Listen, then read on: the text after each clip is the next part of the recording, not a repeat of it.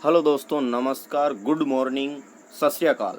दोस्तों, आज अपन इस क्लास में पढ़ेंगे पंचवर्षीय योजनाओं के बारे में, जो कि करंट अफेयर ऑल एग्ज़ाम 2024 में कभी भी किसी भी एग्ज़ाम में इनमें से क्वेश्चन बन सकता है। तो प्रथम पंचवर्षीय योजना की शुरुआत कब हुई दोस्तों? तो 1 अप्रैल 1951 से 31 मार्च 1956, यानी इसका जो मॉडल था हेरोल्ड डोमोर मॉडल था, और इसका उद्देश्य कृषि विकास यानी कृषि का विकास करना, कृषि के विकास को प्राथमिकता दी गई थी प्रथम पंचवर्षीय योजना में। दूसरी योजना थी दोस्तों 1956 से 1961 में आई थी, और ये थी पीसी महालनोबिस मॉडल पर आधारित, और इसका उद्देश्य था औद्योगिक विकास। क्योंकि जो कृषि का जो माल आता था उद्योगों में जाता था, तो फिर बाद में उद्योगों का विकास करना जरूरी था, इसलिए जो दूसरी पंचवर्षीय योजना थी उसमें औद्योगिक विकास पर जोर दिया गया। तीसरी योजना 1961 से 1966 में आई, और इसका उद्देश्य अर्थव्यवस्था को आत्मनिर्भर बनाना। कृषि एवं उद्योग असफल हुए।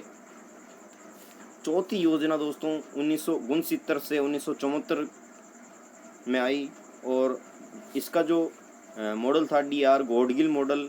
दोस्तों, इसका मॉडल याद रखने की ट्रिक है, चौथी योजना यानी अल्फ़ाबेट यानी ABCD के अंदर जो चौथा जो अक्षर आता है डी आता है, तो इसमें भी जो मॉडल में पहला नाम आ रहा है डी आ रहा, डीआर गॉडगिल मॉडल। तो इसके ट्रिक से आप याद रख सकते हैं। और इसका जो उद्देश्य था स्थिरता के साथ आत्मनिर्भरता पर बल। पांचवी योजना 1974 से 1979 में बनी थी, और इसका उद्देश्य गरीबी उन्मूलन यानी गरीबी को बिल्कुल ख़त्म करना, और आत्मनिर्भरता यानी कि खुद आत्मनिर्भर बन सके। छठी योजना 1980 से 1985 के अंतर्गत आई गई थी। प्राथमिकता थी गरीबी निवारण, यानी कि पाँचवीं और छठी दोनों में गरीबी का निवारण पर जोर दिया गया, और आर्थिक विकास आधुनिकीकरण, ये दो इसमें और जोर दिए गए छठी योजना में।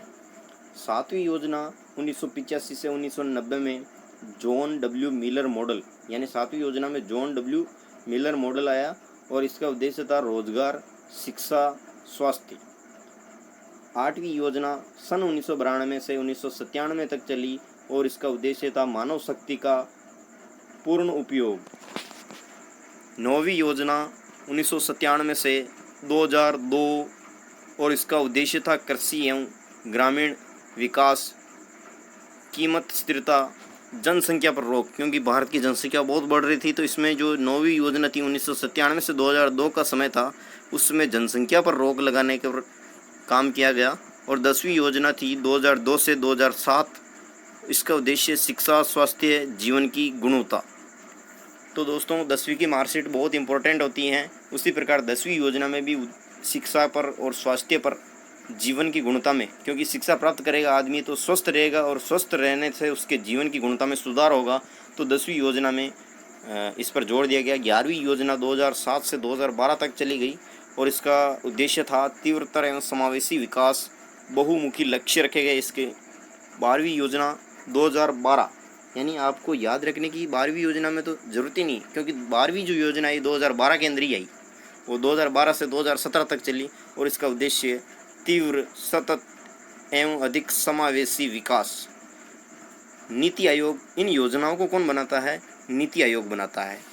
इसका जो पूर्व नाम योजना आयोग था, और इसका गठन कब हुआ?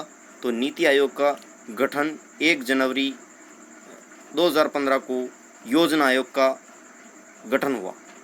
नीति आयोग का गठन हुआ, पहले योजना आयोग था। ये मुख्यालय नई दिल्ली में है, अधिकार क्षेत्र भारत सरकार है, और इसके अध्यक्ष कौन हैं? अध्यक्ष होते हैं जो प्रधानमंत्री होता है, यानी अभी फिलहाल नरेंद्र मोदी है, तो नरेंद्र मोदी इसके अध्यक्ष हैं। वर्तमान में उपाध्यक्ष कौन हैं? तो डॉक्टर सुमन के बैटरी, यानी अपने मोबाइल की बैटरी याद रख लो, सुमन की बैटरी, यानी सुमन नाम की लड़की है, उसके मोबाइल की बैटरी, तो इसका उपाध्यक्ष सुमन के बैटरी। वर्तमान CEO कौन है? CEO होता है मुख्य कार्यकारी अधिकारी, तो वर्तमान में इसके CEO है VVR सुब्रमण्यम। नोट, नीति आयोग एक गैर संवैधानिक निकाय है। क्या है दोस्तों? गैर संवैधानिक, यानी संविधान का निकाय नहीं है, गैर संवैधानिक है। संविधान में इसके बारे में कोई वर्णन नहीं है। और योजना आयोग जो है 15 मार्च 1950 को, यानी कि योजना आयोग जो था वो 15 मार्च 1950 को भारत के प्रधानमंत्री पंडित जवाहरलाल नेहरू के अधीन था, पहले इसका नाम योजना आयोग था और अब नीति आयोग है। तो दोस्तों इसी तरह की नई क्लास और नए वीडियो देखने के लिए चैनल को ज़रूर सब्सक्राइब करें और वीडियो को लाइक करें और अपने दोस्तों को भी दिखाएं इस वीडियो को, ताकि वो भी इस वीडियो से लाभ उठा सके और अपनी तैयारी को और मजबूती के साथ तैयार कर सके। जय हिंद, जय भारत। मिलते हैं नेक्स्ट क्लास में, तब तक अपने इस वीडियो के माध्यम से इस क्लास को देखते रहे और अपनी तैयारी को मजबूत रखें। जय हिंद, जय भारत।